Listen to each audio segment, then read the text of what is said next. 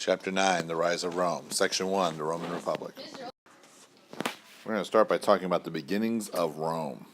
Rome is said to be founded by a guy named Romulus in 753 BC. It's a legend. A legend is a popular story from either earlier times that cannot be proven. So this legend begins with a guy named Aeneas, who was a Trojan War hero who settled in Italy. Here's Aeneas right here. That's Aeneas. So there were some twin boys named Romulus and Remus who were descendants of Aeneas, and they were abandoned by their mother, but they were rescued by a wolf. And as the twins grew up, they fought over where this new city was going to be of Rome, and Romulus was so fed up of Remus, he killed him. So here's a picture of the mother wolf, Romulus, and Remus. Here's Romulus right here. Here's little Remus. You can see how Romulus would be so fed up of his little brother, or his twin brother, constantly over his shoulder like, can I do it? Can I do it? Where's Rome? I'm going to put Rome. And so Romulus killed him. After Romulus, a series of Roman kings ruled until they were conquered by a group of people called the Etruscans in 600s BC. They're kind of from the central part of the Italian peninsula. And they ruled for about 100 years until Romans started to rebel against the Etruscans. And they won, and they formed a new type of government called a republic, which is a government in which the citizens elect representatives to rule in their name. Backtracking a little bit, the Latins were really the first peoples, I guess you could say descendants of Aeneas, that settled in Rome and settled on 7 steep hills. So if we're looking at this map, Rome is right here, and you kind of see how it's kind of a hilly area, and that's kind of where Rome was founded. They farmed at the base of those hills and lived on the hilltops for protection.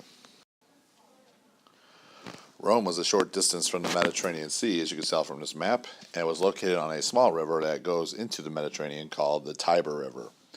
So, if I'm drawing, this is the river right here, the Tiber River. So Rome is located on that. Its location allowed them to conquer and gain new lands and develop new trade routes. 2 mountain ranges helped to protect Rome. The Alps up here in the north, that's the Alps, and the Apennine Mountains, which kind of go down the center of the peninsula. Roman homes were made of mud and timber and lived with their extended families.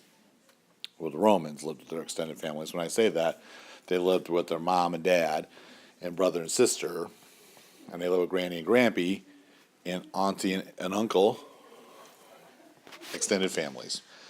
The qualities of discipline, loyalty, and hard work helped to make Rome succeed. 2 social classes in Rome. You have a group called the patricians, who are the wealthy landowners who held high government positions, and you have the plebeians, who are the commoners who are allowed to vote but not hold any government positions. Resentment over the patricians' power led to tensions until a new constitution was written called the 12 Tables. That's right here, which established basic rights and duties for all citizens.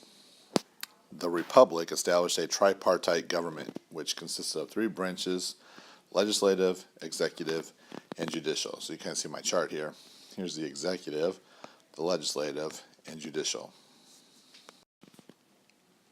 The legislative branch included a 300-member Senate and assemblies, as you can kind of see from this little chart.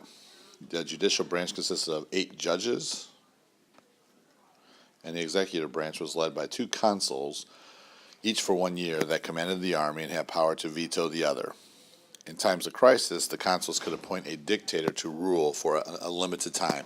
An example I give here is a guy named Cincinnatus, who was appointed the dictator during a kind of a civil war-like rebellion in the empire. By the 300s BC, Rome had conquered the entire Italian peninsula.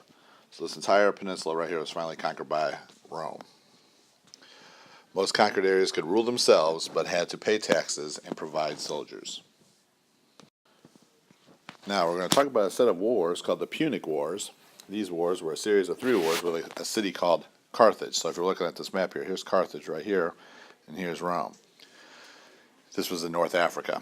Rome won all the wars, but came close to losing the second one.